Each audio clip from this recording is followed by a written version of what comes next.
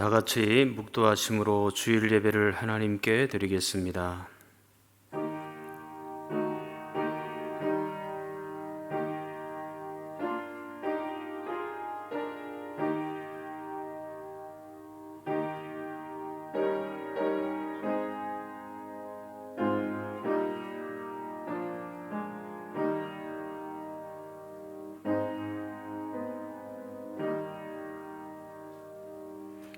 찬송가 28장 함께 찬송하겠습니다.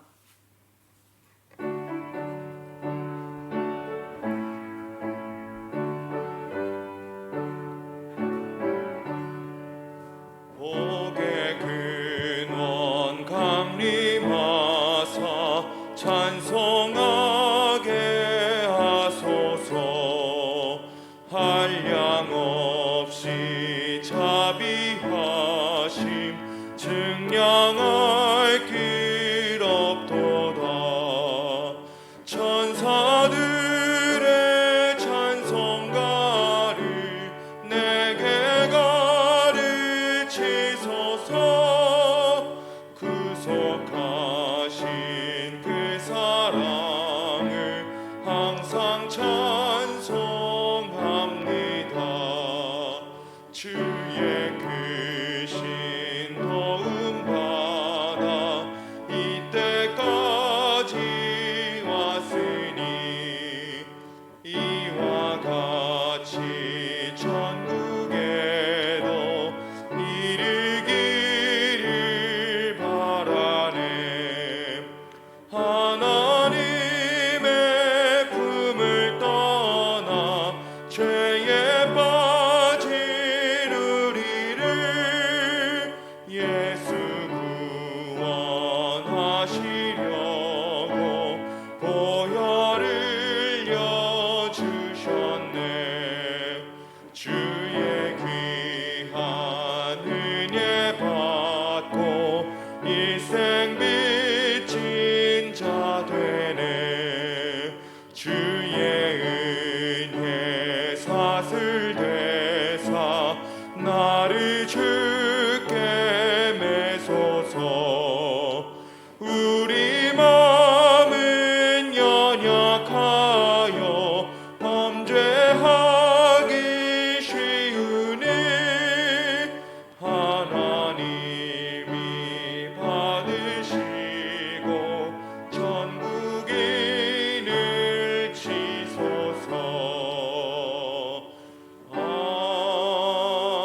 아멘. 기도하시겠습니다. 여호와는 내게 복을 주시고 너를 지키시기를 원하며 여호와는 그의 얼굴을 내게 비추사 은혜 베푸시기를 원하며 여호와는 그 얼굴을 내게로 향하여 드사 평강 주시기를 원하노라.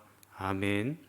전능하사 천지를 만드신 하나님 아버지를 내가 믿사오며 그 외아들 우리 주 예수 그리스도를 믿사오니 이는 성령으로 잉태하사 동정녀 마리아에게 나시고 본디오 빌라도에게 고난을 받으사 십자가에 못 박혀 죽으시고 장사한 지 사흘 만에 죽은 자 가운데서 다시 살아나시며 하늘에 오르사 전능하신 하나님 우편에 앉아 계시다가 저리로서 산자와 죽은 자를 심판하러 오시리라.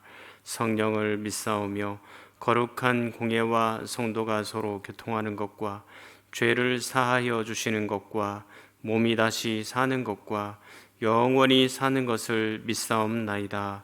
아멘.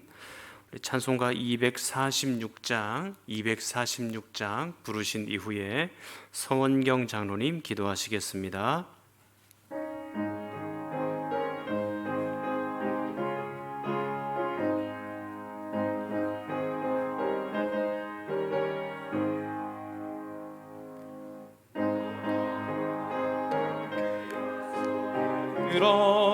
들어가려고 내 무거운 짐 벗어버렸네. 죄 중에 다시 방황할 일 전혀 없으니 저 생명 시냇가에 살겠네. 길이 살겠네. 살겠네. 저 생명 시냇가에 살겠네. 길이 살겠네. 나 길이 살겠네. 저 생명 시냇가에 살겠네. 그 불과 구름 기둥으로 인도하시니 나가는 길이 형통하겠네. 그 요단강을 내가 지금 건넌 후에는 저 생명 시냇가에 살겠네. 길이 살겠네. 나 길이 살겠네. 저 생명 시냇가에 살겠네. 길이 살겠네. 나 길이 살겠네. 저 생명 시냇가에 살겠네. 내 주린 영원만 나로서 먹여주시니 그 양식 내게 생명 되겠네. 그 이후로 생명 양식 주와 함께 먹으며 저 생명 시냇가에 살겠네. 길이 살겠네. 나 길이 살겠네. 저 생명 시냇가에 살겠네. 길이 살겠네. 나 길이 살겠네. 저 생명 시냇가에 살겠네.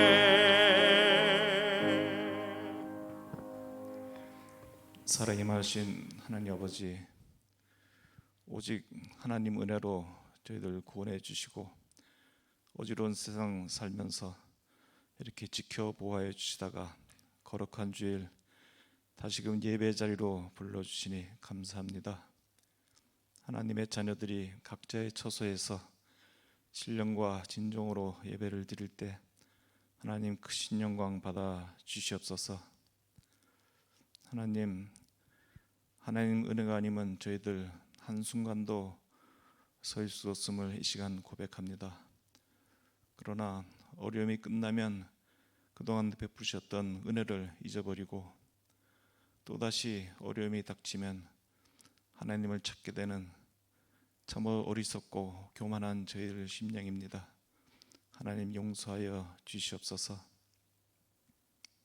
초막절에 이스라엘 백성들이 아침과 저녁마다 생수 되시는 그리고 빛 되시는 하나님의 은혜를 기억하고 갈망하였듯이 저희들도 매 순간 하나님의 은혜를 갈망하며 기대하며 살아가는 성결한 성도로 하나님께서 인도하여 주시옵소서. 이 시간 단위에 세우신 담임 목사님께 위로와 평강과 성령 충만함을 더하여 주시옵소서. 코로나란 특별한 상황 가운데서도 성도님들을 하나님께로 잘 이끄실 수 있도록 하나님 도와주시옵고, 오늘 기도로 준비하신 말씀 성령님 도우심으로 잘 전할 수 있도록 함께하여 주시옵소서. 저희들도 말씀 받아 은혜 받고 말씀대로 순종하며 살아갈 수 있는 믿음 또한 허락하여 주시옵소서. 하나님, 코로나로 인해서 모두가 어려움을 겪고 있습니다. 특별히 저희들 다 함께 모여 예배드리지 못하고 어린 자녀들, 교회 학교 학생, 청년들이 제대로 신앙 교육을 받지 못할까 안타까움이 있습니다. 하나님 궁히 여겨 주셔서 하나님 이 모든 상황을 속히 종식시켜 주시옵고, 저희들 인내와 믿음으로 믿음 약해지지 아니하고 지켜나갈 수 있도록 하나님 도와주시옵소서. 특별히 경제적으로 어려움 없도록 우리 성도님들과 가정을 지켜보아여 주시옵소서. 역사를 주관하시는 하나님 아버지, 오늘은 광복절입니다. 오래전에 압제로부터 해방시켜 주셔서 이렇게 마음껏 예배드릴 수 있는 자유국가에 살게 하시니 감사합니다. 앞날을 통하여서 저희들뿐만 아니고 후 세대도 하나님을 마음껏 예배할 수 있는 자유국가에서, 그리고 하나님 보시기에 정의롭고 공의로운 나라에서 살 수 있도록 하나님 특별한 은총을 베풀어 주시옵소서. 하나님, 아직도 압제중에 있는 북한 땅 주민들의 기도를 기억하여 주시옵고, 하나님 복음과 사랑 들고 해외 선교지에 나가신 선교사님들과 그 가정을 하나님 위로하시고 하나님 함께하여 주시옵소서. 하나님의 귀한 사역을 잘 감당하여서 선교의 귀한 열매를 맺을 수 있는 분들로 하나님께서 인도하여 주시옵소서. 하나님, 이 시간도 몸과 마음이 연약하고 고통 중에 있는 성도님들 계십니다. 오직 하나님만을 의지하며 눈물의 기도를 드릴 때 하나님 그 기도를 들어주시옵고 고쳐주시고 회복시켜 주셔서 감사함으로 기쁨으로 예배드릴 수 있는 날이 속히 오도록 하나님 은총을 베풀어 주시옵소서. 감사드리며 우리 주 예수 그리스도의 이름으로 기도드리옵나이다. 아멘.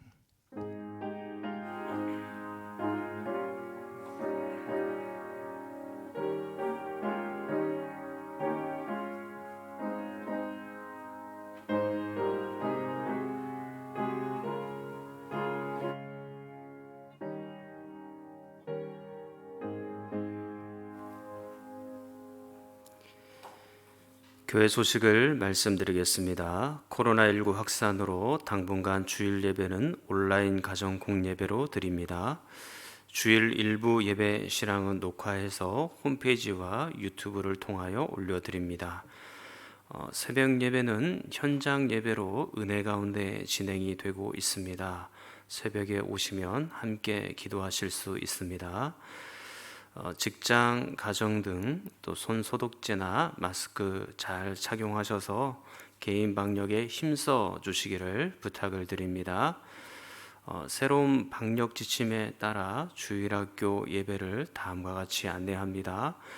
영유치부는 온라인 예배로, 유초등부는 오전 11시 유초등부실에서, 중고등부는 오전 11시 중고등부실에서, 청년부는 오후 2시 30분 본당에서 각각 진행이 되는데, 거기에 보면 제한된 인원 숫자가 있습니다.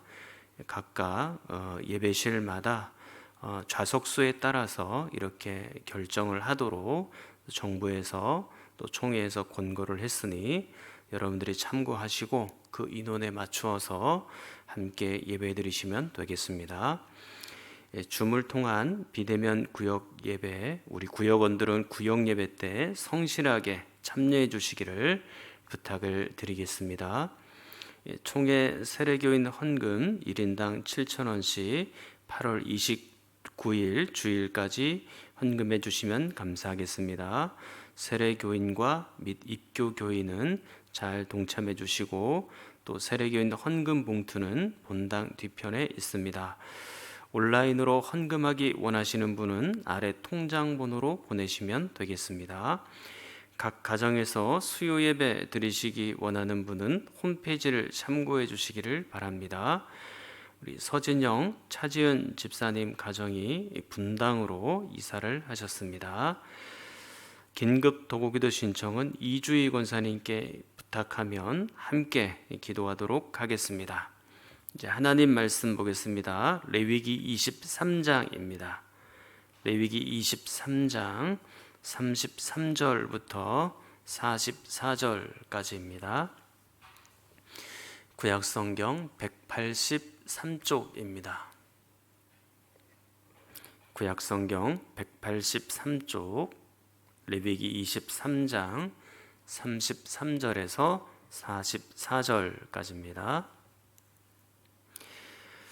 오늘은 이렇게 읽겠습니다. 본문을 벌써 2주일에 걸쳐서 다 읽어보았기 때문에 33절, 34절 그렇게 읽고, 또 42절부터 44절까지 읽도록 할게요. 자, 33절, 34절입니다. 여호와께서 모세에게 말씀하여 이르시되 이스라엘 자손에게 말하여 이르라.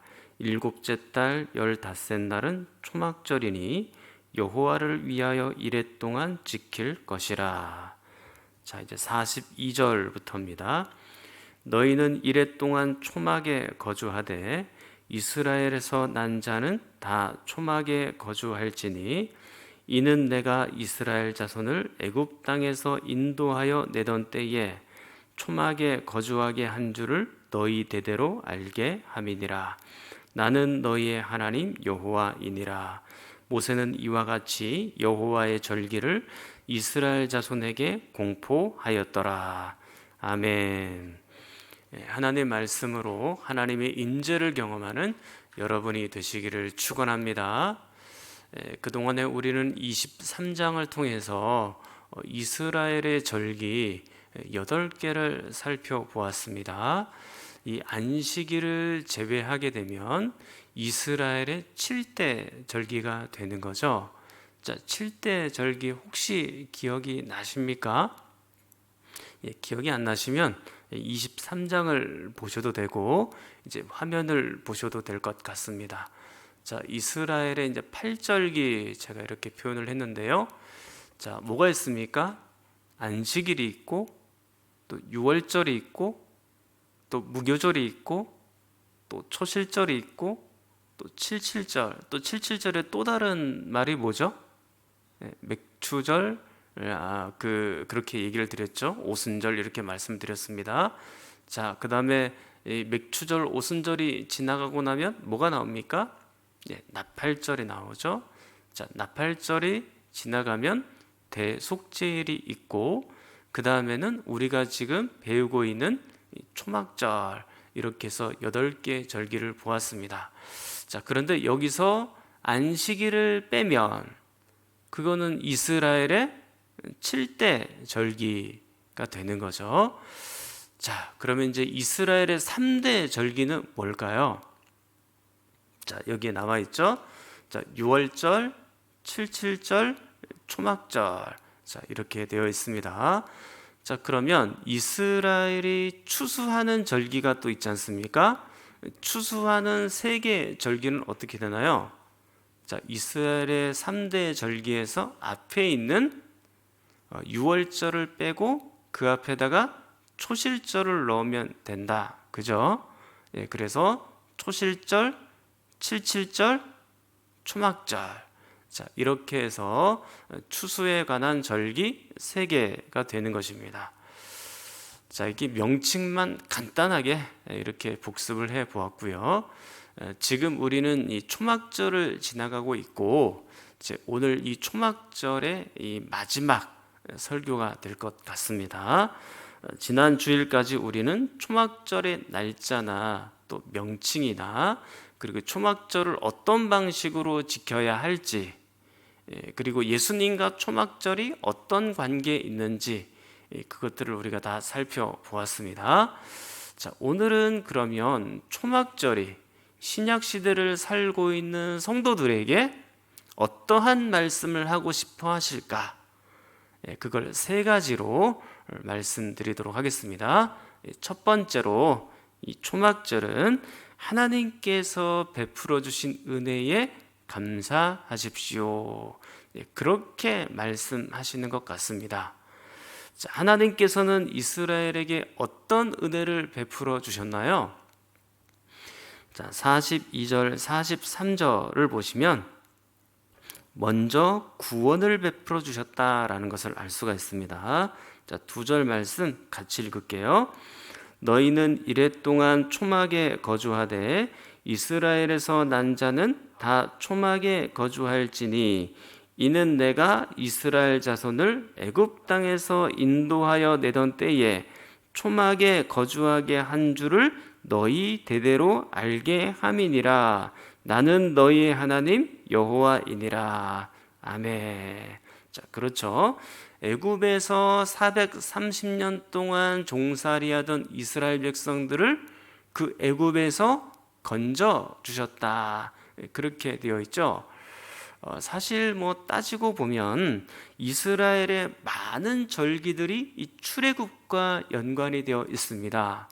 유월절이라든지 무교절, 또 칠칠절, 그리고 나팔절, 그리고 초막절까지 거의 대부분의 절기들이 직접 간접으로 이 출애굽 사건과 깊이 연관이 되어 있다라는 것을 알 수 있죠. 자, 그렇기 때문에 이 출애굽 사건은 이스라엘에게 매우 중요한 사건이거든요. 자, 그저 해방이 된다는 것만 해도 기쁨이 있죠. 이제 우리 민족도 예전에 일제 강점기 속에 있었기 때문에 이 해방이 된다는 것이 얼마나 기쁜 일인지를 체험적으로 이미 알고 있지 않습니까? 자, 이스라엘 백성들이 애굽에서 해방될 때의 모습을 너무 기뻐하고 감사하는 것은 당연한 일이죠. 자, 그렇지만 이 이스라엘의 출애굽은 단순히 우리가 해방이 되었다, 그 정도로만 그치는 것은 아니에요. 이것은 구원과 직결이 되어 있는 것이죠. 자, 출애굽 사건은 죄에서 해방되었다. 그리고 세상에서 해방되었다. 사탄의 노예에서 해방이 되었다. 그걸 바로 우리는 구원이라고 표현하는 것이거든요. 예, 그 구원과 바로 직결이 되고 있는 사건이 출애굽이라는 거죠. 그래서 출애굽 사건을 기억하며 감사하는 것이에요. 그리고 하나님께서 이스라엘 백성들에게 어떠한 은혜를 베푸셨나요?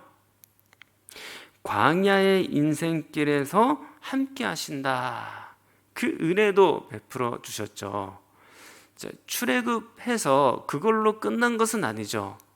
출애굽해서 광야의 길로 나왔죠. 그 40년 광야의 길을 걸어갑니다. 그리고 마침내 가나안 땅에 도착하게도 되죠. 자, 이 과정은 성도들의 구원의 과정과 똑같아요.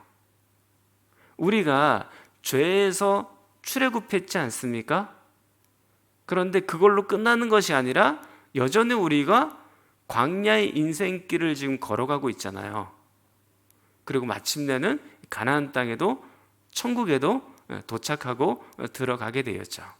그래서 이렇게 이스라엘의 출애굽 사건은 우리 성도들, 또 신약을 살고 있는 우리들에게도 깊이 이렇게 상징적으로 보여주는 바가 있습니다. 자, 아무튼 우리가 죄에서 사탄에서 출애굽했음에도 불구하고 여전히 우리가 이스라엘 백성들이 광야의 길을 걸어가는 것처럼 우리들도 광야의 길을 걸어가고 있잖아요. 근데 광야의 길이 쉽습니까? 어렵습니까? 쉽지가 않은 길이죠. 때로는 우리가 전갈도 만날 수 있고, 또 물이 부족한 것을 만날 수도 있고, 양식이 떨어지기도 하고, 여기저기 몸도 아프고, 그리고 직장에서 때로는 우리가 나가야 될 때도 있고, 또 인간관계로 괴로워할 때도 있고, 또 자녀들이 뭔가 일이 좀 안 풀려서 힘들어하는 그런 때도 있죠. 광야라는 곳, 인생이라는 곳이 그렇습니다. 그러나 우리가 반드시 눈물의 골짜기만 통과하는 것은 아니에요. 그 광야의 길을 지나가면서도 하나님께서 여러분들과 함께 하시는 줄 믿습니다. 그러면 된 거죠. 시편 23편 4절에 보니까 이렇게 말씀하고 있어요. 내가 사망의 음침한 골짜기로 다닐지라도 해를 두려워하지 않을 것은 주께서 나와 함께 하시기 때문입니다. 주님의 지팡이, 그 주님의 막대기가 나를 안위해 주시고 안전하게 보호해 주시고 위로해 주십니다. 그렇게 말씀하시죠. 그거면 된 거죠. 하나님이 함께 하시니까 그 어떤 것도 우리는 통과할 수 있고, 하나님이 함께 하시니까 그 어떠한 고통의 시간을 보낸다 할지라도 감사로 채워넣을 수 있는 거죠. 하나님이면 충분한 것입니다. 그러나 아주 신기하게도 가끔은 하나님께서 기적적인 방법으로 우리에게 나타나시기도 해요. 하늘에서 만나와 메추라기가 내려지기도 하고, 반석에서 샘이 솟고 물이 솟을 때도 있고, 내 병든 몸이 어떤 때는 깔끔하게 치료받는 그런 경우도 있고, 어떤 때는 새로운 직장으로 들어가기도 하고, 어떤 분들은 오랫동안 아기를 갖지 못했다가 임신하는 그런 기적도 우리가 맛보게 되죠. 그러나 이러한 기적이나 이러한 체험이 없다 할지라도 나는 만족하죠. 나는 어떤 순간에서건 하나님이 나와 함께 하심을 의심해 본 적도 없고 내 믿음은 흔들리지를 않습니다. 그 어떤 기적이 없다 할지라도 하나님이 동행하신다는 사실은 변함이 없는 것이죠. 비록 내 눈에 뭔가 확실하게 보이는 것은 없다 할지라도 여전히 하나님께서는 나와 함께 하사 나를 구름 기둥으로, 불 기둥으로 여전히 안내하고 인도하는 거죠. 그래서 그 광야의 삶이 그렇게 많이 외롭진 않습니다. 그래서 하나님께 감사하는 거죠. 그리고 하나님께서 또 어떤 은혜를 우리에게 베풀어 주셨나요? 그것은 죽음의 순간이 가까이 오면 압니다. 출애굽하여 광야의 여정을 다 마무리하고 마침내 우리는 가나안 땅에 입성하게 되죠. 천국으로, 하나님 나라로 쑥 들어가게 되는 것입니다. 지옥으로 가도 될 인생을 하나님께서 건져주셔서 가나안 땅으로, 천국으로 옮겨주셨으니까 이게 얼마나 기쁜 일입니까? 죄에서 출애굽 시켜주신 것도 하나님의 은혜이고, 이 광야의 길에서 하나님과 동행하는 것도 하나님의 은혜이고, 그리고 가나안 땅 천국을 밟게 된 것도 전적으로 하나님의 은혜인 줄 믿습니다. 사랑하는 성도 여러분, 우리는 지금 광야의 어디쯤을 지나가고 있겠죠. 어떤 분들은 3분의 1 정도 온 분도 있고, 어떤 분들은 절반 가까이 온 분도 있고, 또 어떤 분들은 거의 다 광야의 길을 통과한 그런 분들도 있을 것입니다. 그러나 저러나 우리는 광야에 서 있으며 언젠가는 가나안 땅으로 들어가야 되는 순간이 온다라는 것이죠. 자, 이렇게 말씀드리는 것이 여러분들이 충분히 이해가 되시리라 저는 생각이 들고요. 저 개인적으로는 광야의 삶이 마무리가 되는 날은 매우 감사할 것 같다, 그런 생각이 듭니다. 물론 이 장례식을 마치고 그리고 또 여러분들을 천국으로 먼저 보내드리고 그렇게 올 때는 마음이 그렇게 허전하고 아프기도 해요. 그래서 지금도 여전히 이 기도하려고 눈을 감으면 그동안에 천국 가셨던 분들 이렇게 마음에 떠오르기도 하거든요. 그럼 많이 보고 싶다, 그런 마음이 들어요. 그렇지만 저 개인적으로는 광야의 인생이 마무리가 될 때 슬픔보다는 설레이는 마음이 더 크지 않을까, 그렇게 생각을 해봅니다. 왜냐하면 지금은 하나님의 존재에 대해서 희미하게만 알 뿐이잖아요. 그러나 천국에 들어가면 하나님을 확실하게 보고 얼굴과 얼굴을 맞대고, 표현을 그렇게 하고 있잖아요. 성경이 얼굴과 얼굴을 맞대고 그 하나님의 은혜를 깊이 깨달을 수 있으니까. 그리고 생명나무 실과 그 생수를 마음껏 마시고 먹을 수 있으니까 그 하나님의 은혜를 깊이 경험해서 그때를 생각하면 얼마나 마음이 좋을까, 그걸 한번 생각을 해 보는 겁니다. 목사님이 아주 젊어서 그래요. 제 나이쯤 되면 조금 더 살고 싶습니다. 물론 나중에 제가 그럴 수도 있겠습니다만, 그러나 지금은 제가 그 천국을 고대하고 소망하는 마음이 쉽게 바뀔 것 같지는 않다, 그런 생각이 들긴 합니다. 자, 이렇게 초막절은 신약의 우리에게 하나님의 은혜에 감사하라고 말씀해 놓고 있습니다. 출애굽하게 하신 것, 죄에서 출애굽하게 하신 것, 그것도 감사하고, 광야의 길로 나와서 그 광야의 길을 걸을 때 하나님이 나와 동행하시는 것도 감사하고, 마침내 우리를 가나안 땅으로, 천국으로 입성하게 하신 것도 감사하고, 감사거리가 우리에게 참 넘치는 거죠. 두 번째, 초막절이 신약의 성도들에게 하고 싶은 말씀은 이 광야의 인생길을 걸어갈 때 나그네로, 외국인처럼 그렇게 걸어가시라 말씀하는 것 같습니다. 자, 42절을 다시 보시면, 너희는 이랫동안 초막에 거주하되 라고 되어 있죠. 43절, 이는 내가 이스라엘 자손을 애굽 땅에서 인도하여 내던 때에 초막에 거주하게 하였다라고 말씀합니다. 태어난 곳을 고향이라고 말한다면 이스라엘 백성들에게 고향은 사실은 애굽이에요. 애굽에서 430년을 지냈잖아요.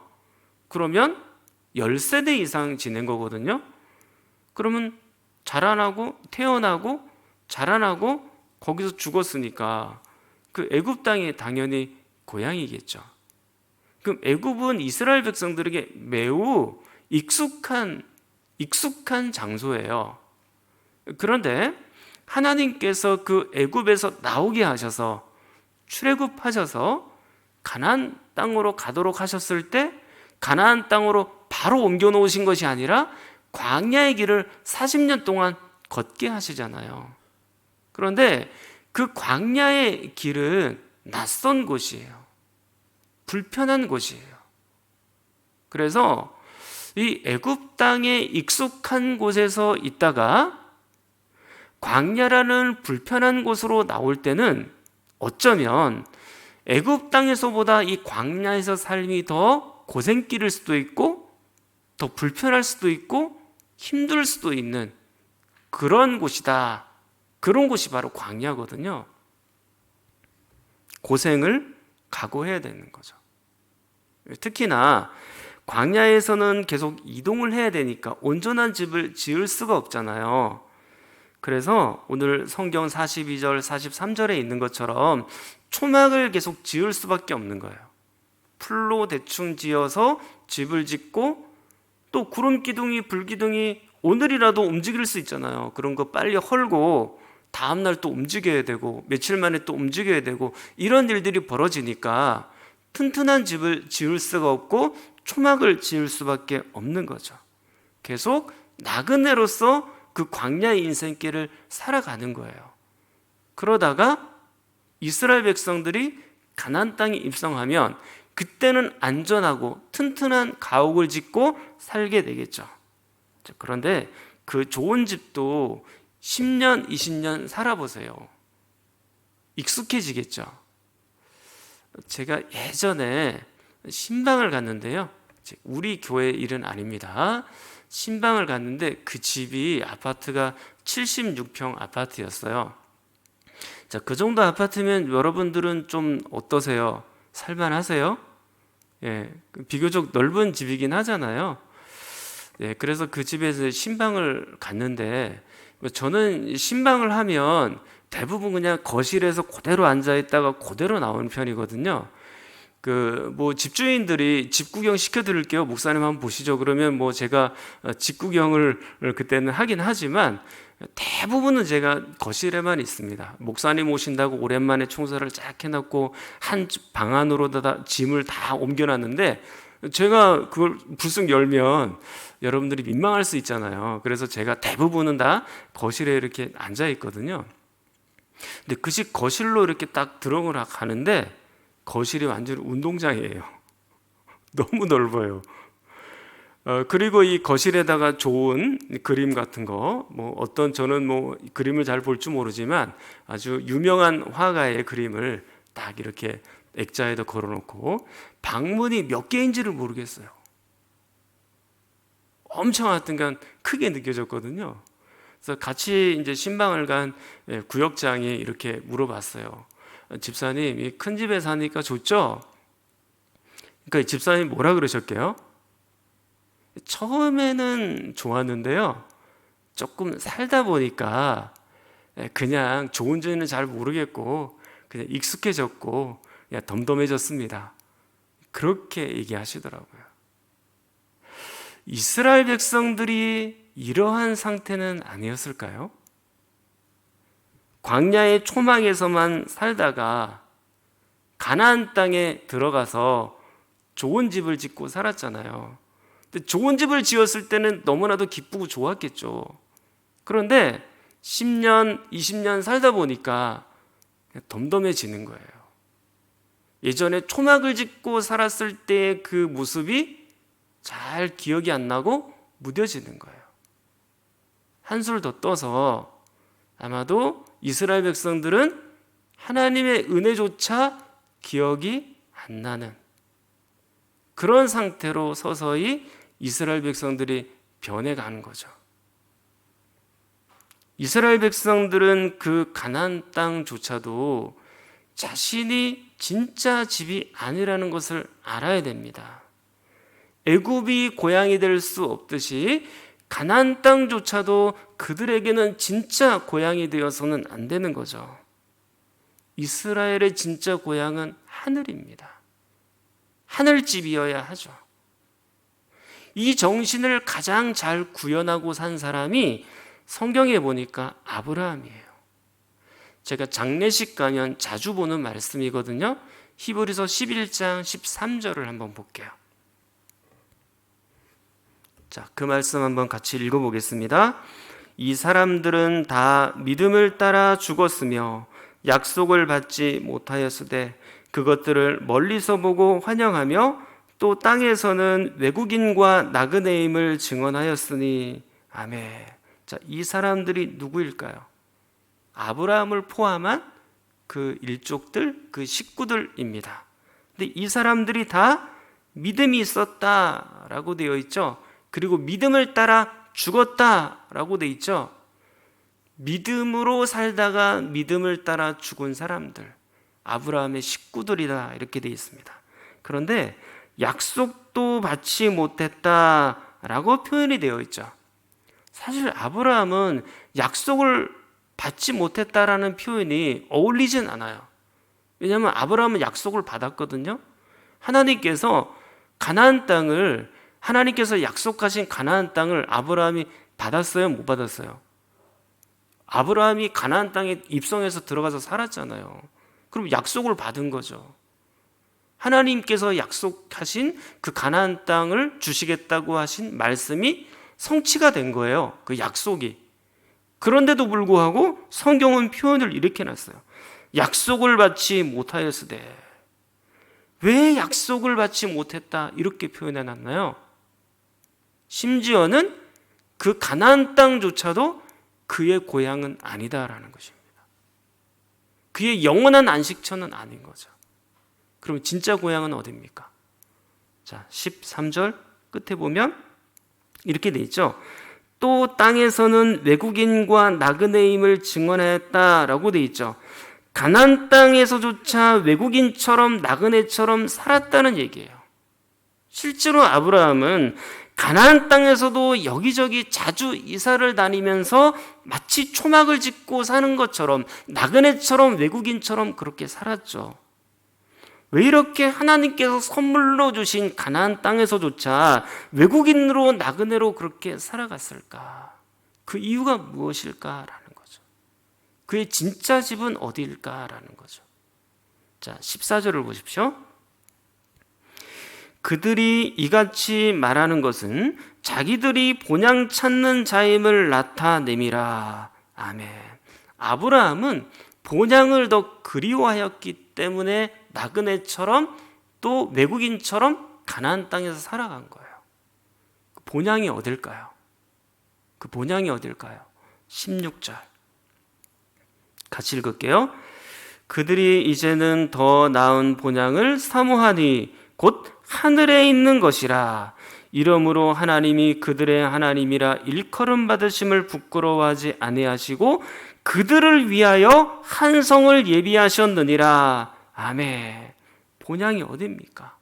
더 나은 본향이 있다 그랬죠. 가나안 땅보다 더 나은 고향이 있다고 했죠. 어디예요? 하늘이라고 말씀하시잖아요. 그리고 하나님께서 예비하신 한 성, 천국이 그의 본향이고 그의 고향이다. 그렇게 지금 말씀하고 있는 거죠. 사랑하는 여러분, 여러분들이 창세기를 읽어보셔서 알겠지만 그 아브라함은 이 땅에서도 가나안 땅에서도 부자로 살았어요. 자, 창세기 14장 14절을 한번 보세요. 자, 거기에 보면 아브라함의 집에서 길러지고 훈련받은 군사들이 있죠. 사병들이 있는데 몇 명이라고 되어 있어요? 318명 그렇게 되어 있는데요. 318명 그 이상일 수도 있습니다. 근데 이 318명이 되는 사람을 먹이고 입히고 같이 산다고 생각해 보세요. 그가 부자가 아니고서는 이 일을 할 수가 없죠. 여러분 지금 우리 식구들 뭐 서너 식구 사는 거 뭐 4-5명 사는 것도 얼마나 힘들게 어렵게 삽니까? 그런데 수백 명의 식구들과 함께 사는 건 부자가 아니면 그렇게 못해요. 근데 아브라함은 부자였죠. 그리고 아브라함뿐만이 아니에요. 그의 아들 이삭 역시 거부였거든요. 성경 창세기 26장 13절 거기에 보니까 뭐라고 되어 있습니까? 그 사람이 이삭이거든요. 창대하고 왕성하여 마침내 뭐가 되었다고요? 거부. 그냥 부자가 아니고 거부예요. 거대한 부자가 되었다는 얘기예요. 자, 야곱 역시 마찬가지예요. 창세기 30장 43절 이에 그 사람이 매우 번창하여 양떼도 노비도 낙타도 나귀도 많았다라고 되어 있죠. 그러니까 지금 3대가 가나안 땅에서 부자로 지금 살고 있는 거예요. 이렇게 부자로 살았으니 나는 이 세상에서 조금 더 살다 가고 싶습니다. 천국은 나중에 좀 들어가고 싶습니다. 아브라함이 그렇게 얘기했습니까? 아니죠. 아브라함은 그 부자로 살던 가나안 땅에서조차 진짜 자신의 고향이 아니라고 얘기하죠. 그의 고향은 하늘집이라고 말을 해요. 그것을 믿음으로 아브라함이 바라보며 살았다는 얘기예요. 부자인데도. 이스라엘이 가나안 땅에 들어가서 이렇게 살았어야 마땅하죠. 이스라엘의 조상 아브라함처럼 매일 밤 광야에서 초막을 짓고 살았던 것처럼 그런 마음으로 살았어야 되는 거죠. 아무리 가나안 땅에서 안전하고 넓은 가옥에서 지금은 산다 할지라도 나는 더 좋은 본향이 있다. 나에게는 하늘집이 있다. 나에게는 하나님께서 예비하신 한 성, 천국이 있다. 나는 그 천국 바라보면서 산다. 이스라엘 백성들은 당연히 그렇게 살아야 되는 겁니다. 사랑하는 성도 여러분, 우리 역시 마찬가지죠. 우리가 살고 있는 진정한 집은 이 땅이 아닙니다. 여러분들은 지금 어떤 집에서 살고 있습니까? 초라하고 불편한 집에서 혹시 살고 있습니까? 그러나 요한복음 14장 2절에 보니까 내 아버지 집은 거할 곳이 많다고 했습니다. 내 아버지 집은 너무 풍성하고 좋은 곳입니다.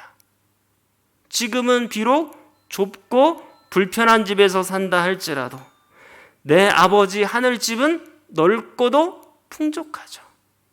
그것을 사모하며 사시기를 바랍니다. 혹시 여러분들이 좋은 집에서, 넓은 집에서 그렇게 살고 계십니까? 그러나 내 아버지 하늘집은 더 아름답고 찬란한 곳이에요. 지금 있는 집이 아무리 좋아도 언젠가는 다 놓고 가야 됩니다. 그런 날이 얼마 남지 않았다는 것을 우리는 직감적으로 이미 다 알고 있죠. 아브라함은 이 땅에서 거부로 살아갔지만 한 번도 이 땅이 자신의 집이라고 생각하지도 않고 이 땅은 그저 스쳐가는 나그네로 또 외국인으로 그렇게 아브라함이 살아가셨다는 것을 알아야 되죠.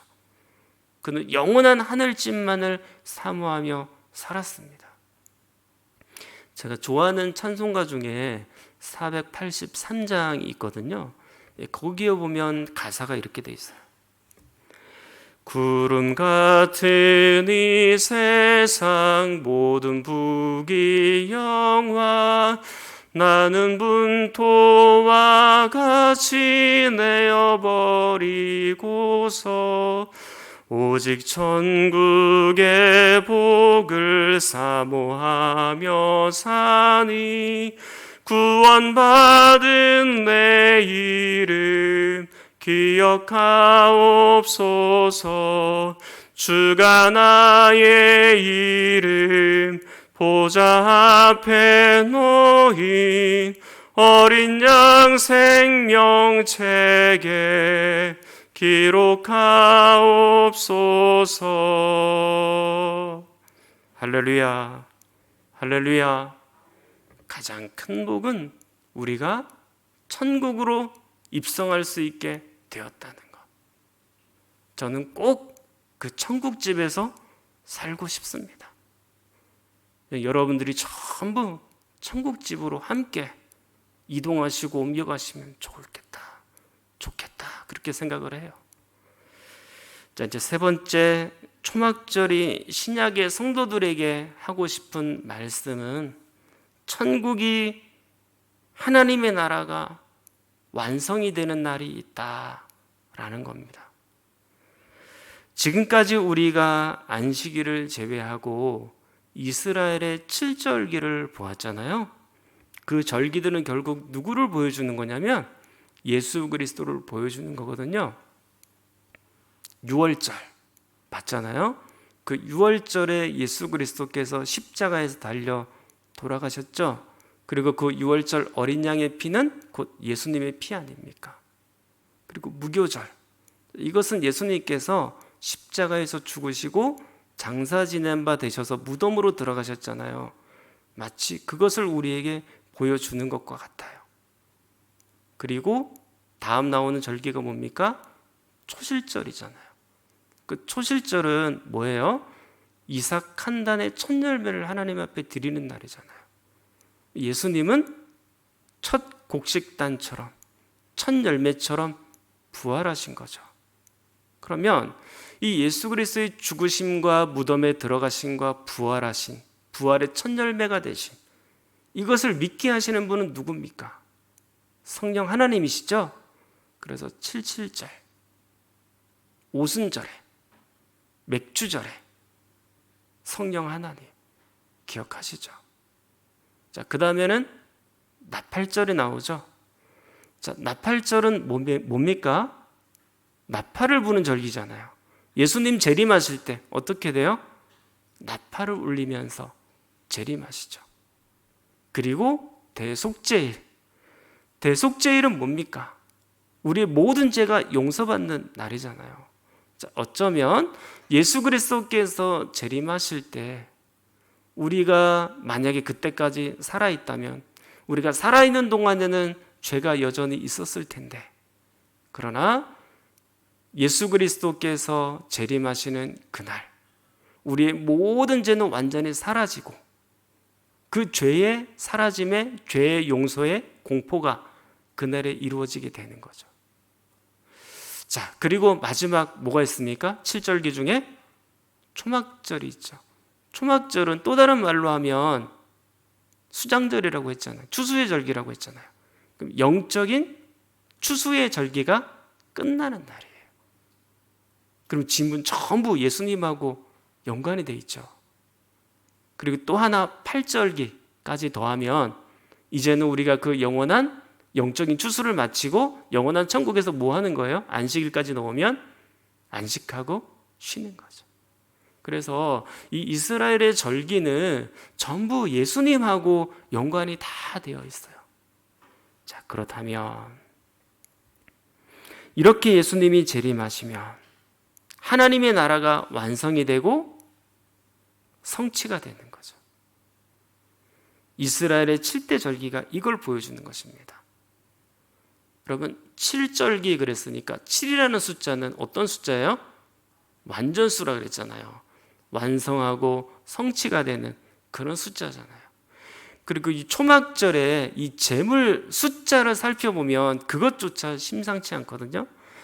오늘 본문에는 이 초막절의 제물 숫자가 정확하게 기록은 안 돼 있는데 시간이 많지 않아서 여러분들과 다 못 보긴 하겠지만 민수기 29장 12절 이하를 보면 거기에 보면 초막절에 드리는 제물의 숫자가 나오거든요. 거기에 보면 숫소, 나중에 여러분들이 계산해 보세요. 숫소가 이제 초막절을 7일 동안 지키잖아요. 이 7일 동안 숫소가 몇 마리로 드려질까요? 70마리, 70마리. 순양은 몇 마리일까요? 14마리. 근데 14마리를 나누기 2 하면 또 7이잖아요. 그럼 순념소는 몇 마리일까요? 그것은 또 7마리. 그러니까 전부 지금 7이 되는 거예요. 그리고 초막절은 7월 달이라고 했잖아요. 또 7이네요. 그러면 초막절의 7월 달은 이스라엘 백성들에게는 새해이면서 추수를 완성하는 절기 아닙니까? 그러므로 초막절은 이렇게 완성의 절기이면서 동시에 영원한 천국이 시작되는 시작점이 되기도 하는 거예요. 예수님의 십자가로부터 시작해서 재림까지 이루어지는 완성을 우리에게 지금 보여주고 있는 거죠. 사랑하는 성도 여러분, 불교의 역사관은 이게 윤회관이거든요. 도는 거예요. 계속 빙빙빙빙빙 같은 자리를 돌거든요. 그런데 기독교의 역사관은 직선사관입니다. 직선사관. 그래서 시작이 있으면 끝이 있죠. 알파벳으로 하면 알파가 있고 오메가가 있는 거예요. 창조가 있고 완성이 있는 거예요. 지금 우리가 시간이 1초, 2초, 1시간, 2시간 이렇게 지나가지만 나중에 천국이 완성돼서 영원한 시간이 되잖아요. 그러면 시간이 별로 의미가 없어요. 시간이라는 존재가 아예 그냥 사라지는 거예요. 영원한 시간을 우리가 살게 되는 거니까. 완성이 되면 그런 날들이 오는 거거든요. 그래서 우리가 이 땅에서 나그네로 살아도 외국인으로 살아도 더 깊은 소망이 있죠. 천국에 대한 소망이 있기 때문에 우리가 이 땅에서 더 성실하고 그리고 또 더 정직하고 그리고 더 열심히 살아갈 수 있는 원동력이 되는 거예요. 소망이 없는 사람들은 염세주의적으로 살 수도 있고 그냥 대충 살 수도 있고 쾌락을 즐기며 살 수도 있고 그리고 게으르게 살 수도 있거든요. 근데 우리는 그렇지 않아요. 천국에 대한 소망이 있고 마지막 심판이 있다는 것을 알기 때문에 우리는 더 성실하고 더 열심히 살 수 있죠. 이 광야의 길에서. 그럼 이 광야의 길에서 더 열심히 더 성실하게 산다는 것이 어떤 의미일까요? 제가 지금 여러분들에게 성실하고 또 더 열심히 사시라라는 것은 주님의 말씀대로 하나님의 말씀대로 사시라 그 얘기입니다. 하나님의 말씀을 읽고 하나님의 말씀을 듣고 또 하나님의 말씀대로 순종하며 사는 것. 이게 바로 열심히 사는 거고 이게 바로 잘 사는 거고 이게 바로 바르게 사는 거고 이게 성실하게 사는 거예요. 사랑하는 여러분, 한 번뿐인 인생은 하나님 안에서 즐기다가 가야 되죠. 세상 사람들은 세상에서 즐기다가 가죠. 세상에서 쾌락을 즐기다가 야, 한 번 사는 인생인데 넌 술도 안 마시고 너는 막 이렇게 그런 데도 안 가고 무슨 재미로 사니? 우리는 하나님 안에 있는 재미로 사는 거예요. 하나님 안에서 말씀을 지키는 재미로 사는 거예요. 그게 얼마나 재밌는지 몰라요. 그걸 잘 모르니까 세상에서 자꾸 뭔가를 채우려고 해요. 세상에서 뭔가 자꾸 즐거움으로 채우려고 해요. 근데 그게 그렇게 여러분들 그 영혼에 그 채워지지도 않고 진정한 기쁨도 없고 나중엔 점점 더 갈급해지거든요. 그런데 하나님 안에서 즐기는 삶은 참 만족이 있고 참 기쁨이 있고 감사가 있고 막 그래요. 너무나 큰 쾌락이 하나님 안에 있습니다. 그렇게 좀 사시라는 거죠. 하나님 안에서. 자, 성경 한번 볼게요. 시편 119편 105절. 제가 지난 주일에 예수님은 초막절의 빛이라고 했잖아요. 119편 105절에 보면 이렇게 주의 유명한 말씀이 있네요. 같이 한번 읽어볼게요. 주의 말씀은 내 발의 등이요 내 길의 빛이니이다. 아멘. 자, 말씀이 내 발을 비추고 내 길을 비추고 내 광야의 인생길을 비추기 때문에 주님의 말씀대로 사는 거죠. 말씀대로 사는 삶은 곧 빛을 따라 사는 삶이고 예수님을 따라 사는 제자의 삶을 살아내는 거죠. 요한복음 1장 1절에 보면 이렇게 되어 있거든요. 태초에 말씀이 계시니라. 이 말씀이 하나님과 함께 계셨으니 이 말씀은 곧 하나님이시니라. 자, 여기서 말씀은 헬라어로 로고스라고 하거든요. 근데 요한복음 1장에서 그 로고스 말씀은 곧 예수님을 의미하는 거예요. 지금 말씀이라 하나님이라 그렇게 표현을 했지만 지금 그 예수님도 하나님이시잖아요. 그 예수님에 대해서 표현을 하고 있는 거예요. 말씀은 예수님이시거든요. 그러니까 말씀은 예수님은 그 말씀 자체세요. 그러면 시편 119편 105절 주의 말씀대로 사는 사람은 어떤 사람이에요? 예수님의 빛을 그 광야 인생길에서 비추며 살고 있는 그런 사람인 거죠. 그러니까 말씀대로 사시라는 거예요. 말씀대로. 우리가 해야 되는 일이 이거라는 겁니다. 천국이 완성될 때까지 나그네의 길을 지나가고 있는 동안 이 광야 인생길을 지나가고 있는 동안 우리가 진짜 해야 되는 일을 주님의 말씀대로 살아서 그게 성실하게 더 열심히 더 기쁘게 더 감사하며 그 안에서 그렇게 살아가시라는 거죠. 자, 이제 말씀을 정리하겠습니다. 자, 세 가지를 말씀드렸죠. 초막절이 신약의 성도들에게 어떤 말씀을 하셨나요? 첫 번째로 하나님의 은혜를 기억하고 감사하는 거죠. 죄에서 출애굽 시켜주신 것, 그리고 광야 인생길에서 하나님이 나와 함께 하시는 것, 그리고 마침내 우리를 가나안 땅 천국에 입성하도록 하신 것, 그 모든 하나님의 은혜를 감사하는 거죠. 두 번째로는요, 이 광야의 길을 가면서 어떻게 살아야 된다 그랬어요? 나그네로 외국인으로 좀 살아가십시오. 이 땅에서 너무 많은 미련을 그렇게 갖지 마시고 천국집을 좀 사모하며 사시라고요.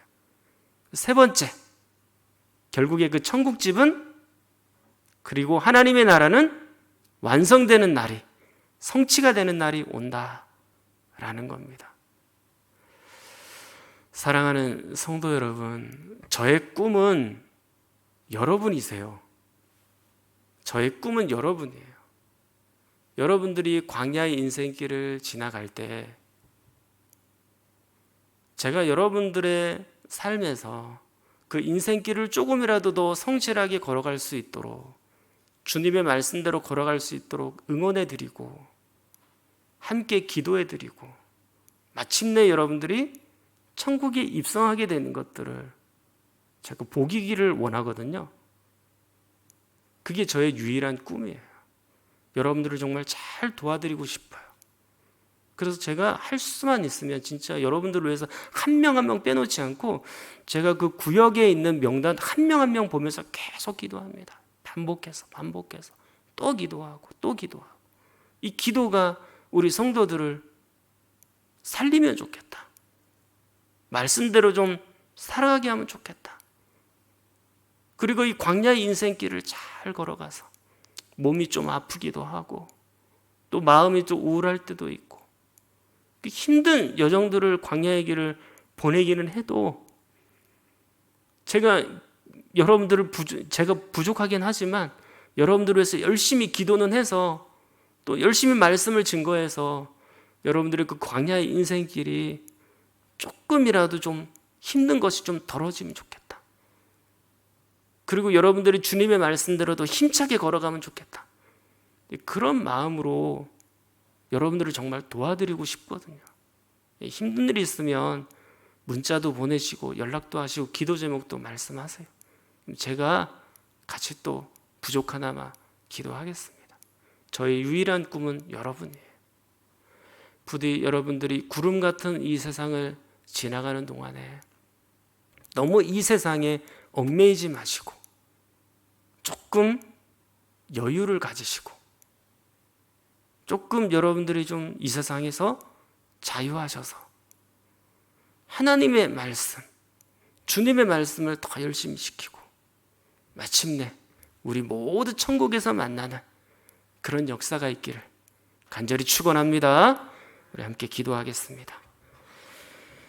하나님 아버지, 죄로 가득한 애굽에서 나와 천국을 사모하며 살게 하시니 감사합니다. 우리가 여전히 광야의 길을 걸어가고 고단하지만 하나님 나라를 사모합니다. 완성된 천국에서 사는 것을 기대합니다. 이 땅에서도 성실하고 바르게 주의 말씀대로 살아가서 하나님의 꿈을 이루어드리는 성도들이 되게 하여 주시옵소서. 몸과 마음이 아픈 성도들을 위하여 또 코로나19가 진정되어서 예배당 문도 열리고 코로나19를 지나가는 광야의 인생길에서 성도들이 믿음의 탈락자가 없도록 도와주시고 우리 교회학교 학생들이 더 신앙이 자라나고 우리 청년들의 앞날과 비전과 하는 모든 일들이 하나님께 초점이 맞춰질 수 있게 하시고 북녘 땅에도 복음이 전해지며 세계 복음화를 위하여 우리 선교사님들을 위해서 함께 기도합니다. 전능하신 아버지 하나님, 우리가 과거에는 죄에 매여 있어서 그것이 죄인지도 몰랐고 사단의 종로를 하는 건지도 몰랐습니다. 우리가 이제 죄에서 출애굽하여 예수 그리스도를 믿게 되어 죄에서 나오게 되었고 출애굽하게 되었는데 그것을 날마다 감사하며 살 수 있도록 도와주옵소서. 우리가 이 광야의 40년 또 80년 인생길 남은 동안은 열심히 하나님 앞에 성실하게 살아갈 수 있도록 도와주시고 이 광야의 인생길을 주님의 말씀과 동행하도록 인도하시기를 원합니다. 하나님 안에 있기에 도와주옵시고 하나님만 찬송하며 하나님의 말씀을 들으며 말씀대로 살아가며 우리가 참으로 잘 사는 것이, 우리가 성실하게 사는 것이 하나님의 말씀대로 사는 것임을 저희들이 압니다. 이 광야의 인생길을 허투루 보내지 않도록 도와주시고 마지막 죽음이 임박해 올 때가 있고 심판이 올 때가 있고 천국이 완성될 때가 있음을 깨닫고 우리가 이 땅에서도 더 성실하게 주의 말씀대로 살아낼 수 있게 하여 주시옵소서. 말씀에 대한 관심이 우리 성도들이 점점 더 깊어지게 하시고 하나님의 말씀을 읽어낼 수 있게 하시고 하나님의 말씀대로 살아낼 수 있게 하시고 하나님의 말씀이 곧 우리의 비전이 될 수 있게 하여 주시옵소서.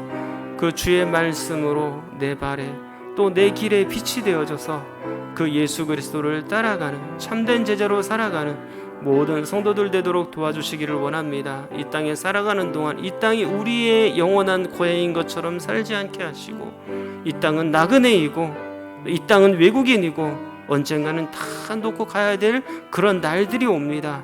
아버지 하나님, 천국이 우리 앞에 이르기 전 또 가나안 땅이 우리 가운데 이르기 전 우리들은 그 이 땅에서조차 정말로 아브라함처럼 또 예수님처럼 우리의 삶을 포기하고 예수 그리스도를 가장 우선순위로 모시고 주님의 뜻대로 살아내는 모든 성도들 될 수 있게 하여 주시옵소서. 아버지 하나님, 우리 가운데 몸과 마음이 아픈 성도들이 있습니다. 하나님 치료하시고 하나님 낫게 하시고 주님 긍휼히 여겨 주옵시고 하나님께서 이 모든 것들을 기적적인 방법으로라도 고쳐 주시옵소서.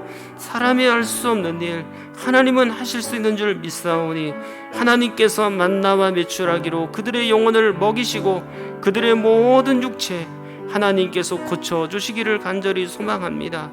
하나님, 코로나19 기간에 예배당 문이 닫혀서 우리 성도들이 마음껏 예배 드릴 수도 없고, 또 코로나19의 광야의 인생길 동안에 또 믿음이 또 점점 낮아지고, 또 하나님을 사랑하는 것들이 점점 낮아지게 될까 두렵사오니, 아버지 하나님, 그런 일들이 발생하지 않도록 저희들을 붙잡아 주시며 모든 성도들이 한 명 한 명 하나님 앞에 성실하게 설 수 있게 하여 주시옵소서.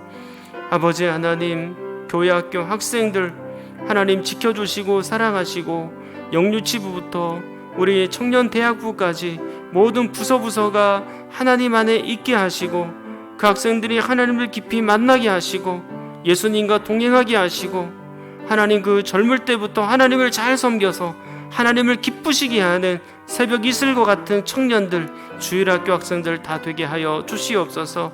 북녘 땅에도 힘있게 복음이 전해지는 날들이 오게 하시고, 남과 북이 복음으로 통일이 될 수 있게 도와주시며, 하나님이 세계 복음화를 위하여 지금도 힘써서 애써서 복음을 증거하는 우리 선교사님들, 또 낙도에서 오지에서 이름도 없이 빛도 없이 주님의 복음을 들고 서는 그 귀한 종들을 기억하여 주셔서, 하나님 그 모든 오지들이 또 그 모든 구석구석에 하나님의 복음의 말씀들이 들어갈 수 있게 하여 주시옵소서.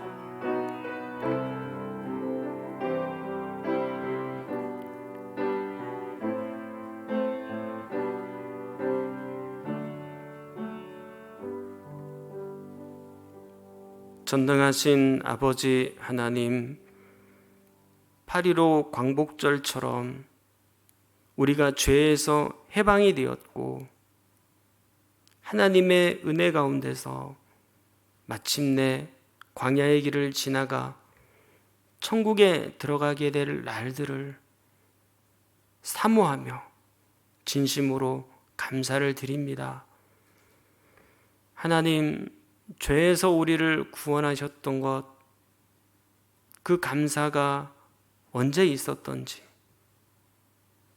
너무나도 아득하고 멀리 있었던 것은 아닌지, 이제 그 구원이 우리의 영혼과 우리의 가슴에 영원히 잘 박히게 하시고, 이 광야의 인생길을 진행하는 동안에도 나그네로 외국인으로 살게 하시며, 이 땅에서 너무 머뭇머뭇하지 않도록 도와주시고, 이 땅에 너무 크게 얽매이지 않게 하시고, 저 천국 바라보며 오늘을 승리하는 모든 성도들이 될 수 있도록 역사하여 주시옵소서.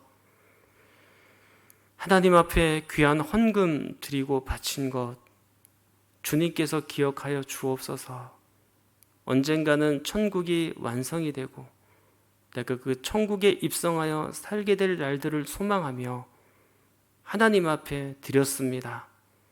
외국인의 삶이고 나그네의 삶인 것을 알기 때문에 나를 위해서만 쓰는 것이 아니라 하나님의 영광을 위하여 이 헌금도 드렸습니다.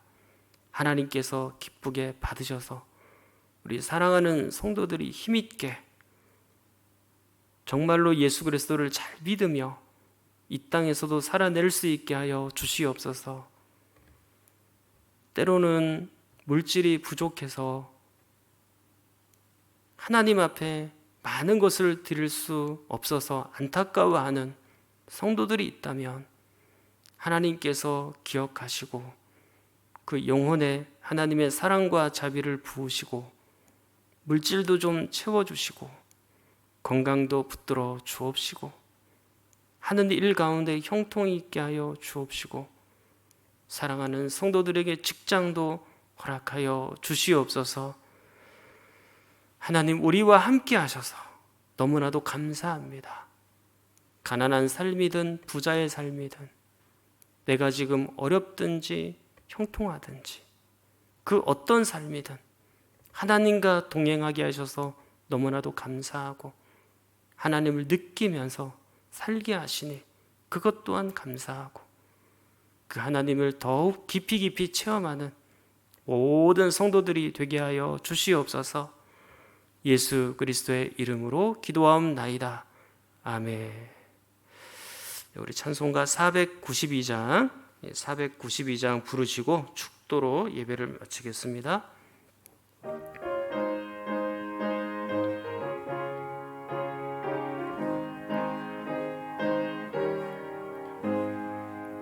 잠시 세상에 내가 살면서 항상 찬송 부르다가 날이 저물어 오라 하시면 영광 중에 나아가리.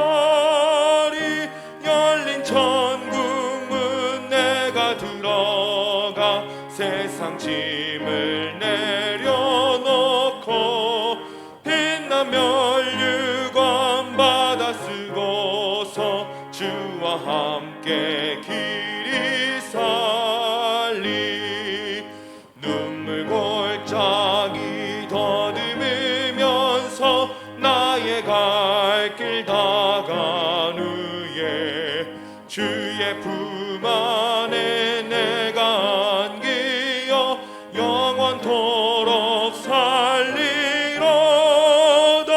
열린 천국 문 내가 들어가 세상 짐을 내려놓고 빛난 면류관 받아 쓰고서 주와 함께 길이 살리.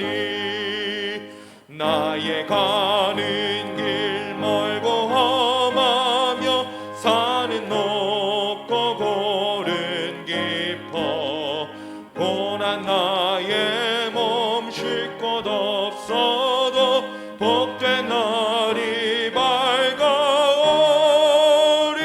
열린 천국 문 내가 들어가 세상 짐을 내려놓고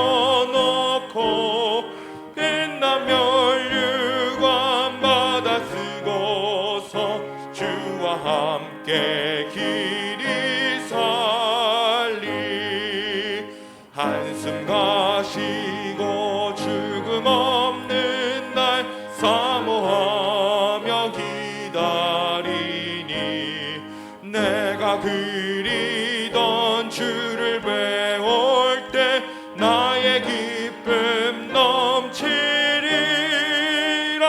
열린 천국 문 내가 들어가 세상 짐을 내려놓고 빛난 면류관 받아 쓰고서 주와 함께 길이 살리.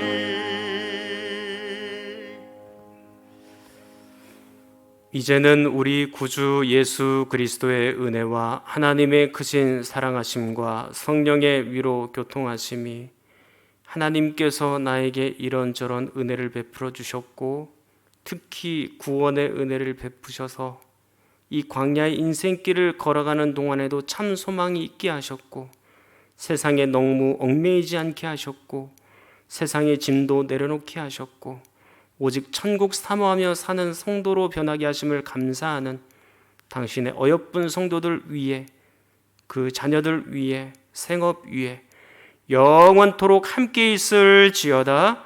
아멘.